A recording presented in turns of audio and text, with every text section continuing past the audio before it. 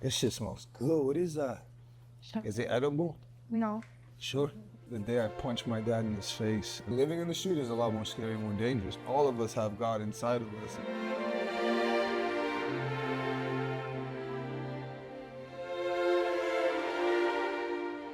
We are at the nail salon with BKB bare knuckle fighter Isaiah Quinones, who doesn't claim a weight class because he claims them all, right? Absolutely. I fight at every weight class, from 160 to 200. So you're switching weights all the time, but is getting your nails done a consistent part of your routine? No, this shit's like, I think this is 100% the second time I've done it, and this is different. Did you decide on what color you're gonna get yet? Tickles. I'm not getting no color, you crazy? Am I crazy? You're the one who gets punched in the face for a living. Let's talk about that. Listen, I'd rather do that than sit at a job for 12 hours a day and do nothing, look at a screen. Fair, but you've actually had a lot of unique jobs. Yes. Not just bare knuckle. Before we get into my favorite job that's on your resume, you actually do security. Yes. For BKB. Yes, I do. So when you're not fighting in the trigon, you're preventing fights from breaking out. Yeah. If a fight breaks out with people in the stands, are you going full on bare knuckle fighter?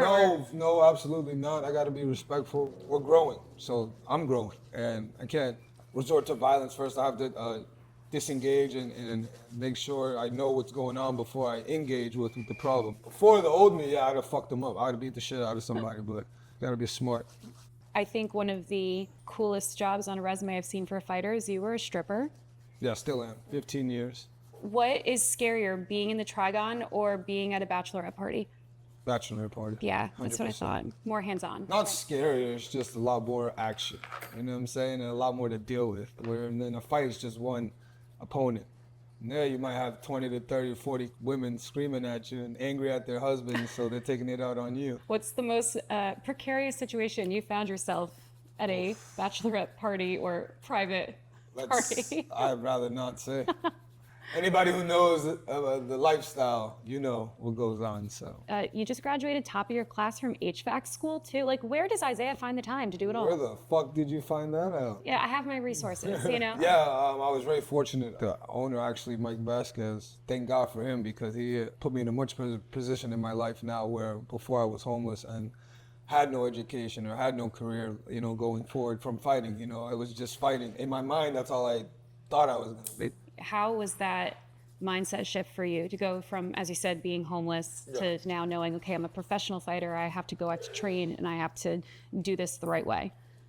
Well, it's a lot more comfortable because I know it's legit, it's legal, it's in front of people, there's commission involved, we have medical, we have insurance, we have everything that we need to, you know what I'm saying? So the street, fighting in the street and living in the street is a lot more scary and more dangerous. I used to go to sleep and put my clothes in the dirt, dig them up and put them in the dirt so nobody would steal them.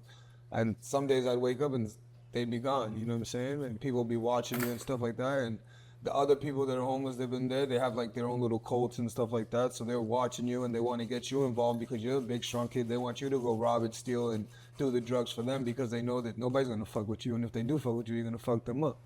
That's why I never went to doing drugs. Like, you know, a lot of people that end up homeless, they end up on drugs. And I never, thank God, never got into drugs. I smoke weed, you know, but who doesn't?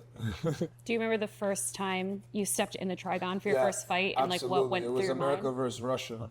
Honestly, my family was the very first thing that went through, and then my faith. Faith and family go hand in hand with me because my faith is my family. My family is my faith. So, like, I fight for them, and I remember wanting to make them feel proud. And I always said I was going to be a champion in something. I just never knew what it was. Like, my dad, to this day, I know deep down inside, he's like, that motherfucker. He said it when he was 5 years old, and look at him, that bastard. Going into camp, what is the biggest lifestyle change you have to make? Because of course, you know, especially you being all over the place with your weight class. The girls. You don't even got to ask girls. me. The fucking girls. Tell me more. Man, I'm papi chulo, man. You know what I'm saying? Even when I'm not trying to be a papi chulo, I'll just go out on the, you know, sidewalk, go for a jog, and might get a couple honks, you know. So giving that up during fight week, that's... No, not fight week. Right now, I'm 3 months in, 3 months out from my fight, and I haven't touched a drink or a female. That's the hardest part, is dealing with that, dealing with going out and stuff like that. So you've dubbed the nickname the People's Champ. Yes. How did that come about? Well, I fight for the people. Everything I do is for the people. I have a nonprofit boxing gym. I have about 30, 40 students that I support, and I feed, and they go training, and they do their own thing. They live their own life, but every Sunday they come and they train in the gym, and they work out. When you were coming up and going through everything you went through, was there a piece of advice or something someone would say to you that at the time you kind of disregarded, like, yeah, okay, sure, but now that you're in the position where you can work with these kids, that you find yourself saying it to them and you're like, no, trust me, I know what I'm talking about? Yeah, say your prayers. Give a hug, at least 5 to 10 hugs a day. Try to make somebody's day. Were there any fighters that you watched growing up that, you know, kind of inspired you to pursue it professionally? Absolutely. Muhammad Ali was definitely the only one that ever motivated me to do anything in life, because he wasn't just a fighter. He was a man of the people. He was the people's champ, you know what I'm saying? And he fought for the people genuinely. He served 3 years in a penitentiary because he didn't want to go fight and kill innocent people. And he stopped the war, and the fucking general of the army released the prisoners that they held captive because Muhammad Ali went and asked them to release them. You know how strong you have to be to do that?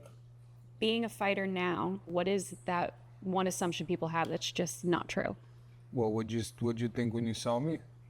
You give off intimidation. People would and clearly should be intimidated by you. But of course that comes with thinking, you know, maybe he's not a nice guy. Maybe he doesn't have a soft side, as you sit here and get your nails done. Right. You know, what is the thing that you want people to know about you and understand?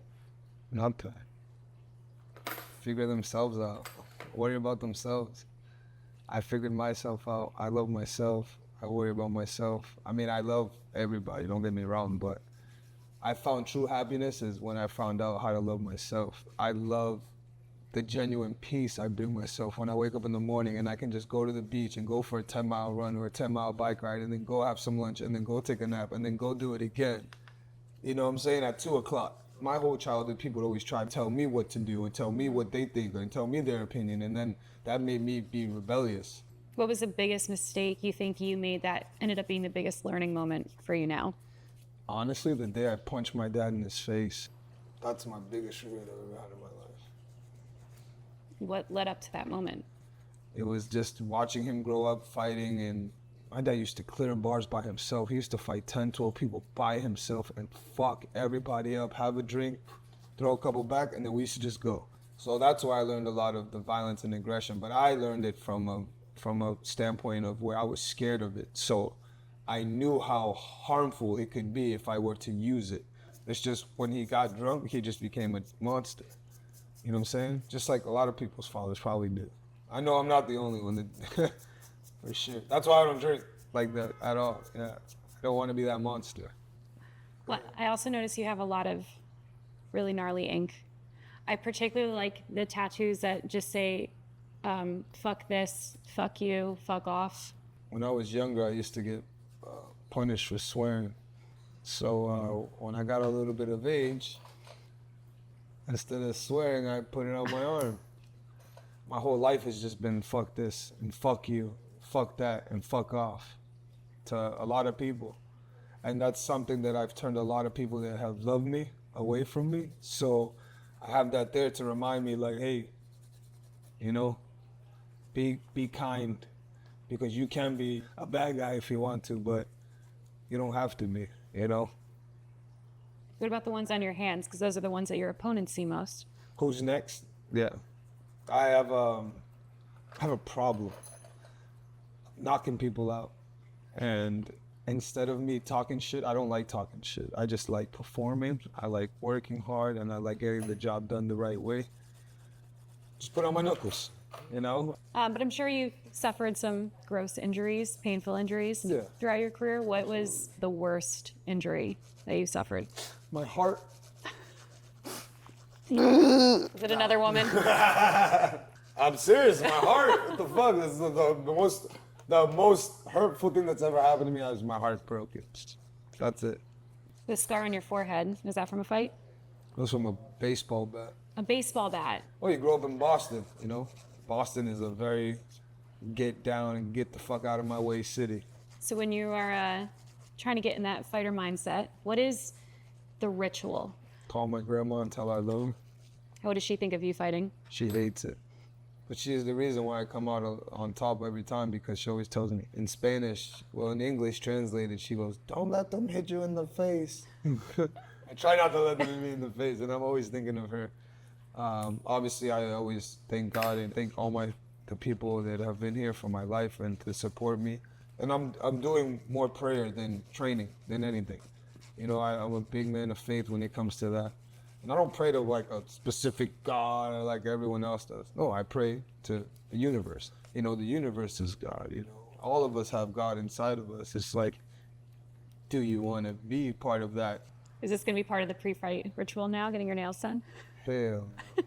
It feels good. Don't deny it. It does feel good. Oh, I'm gonna fuck somebody up with these hands.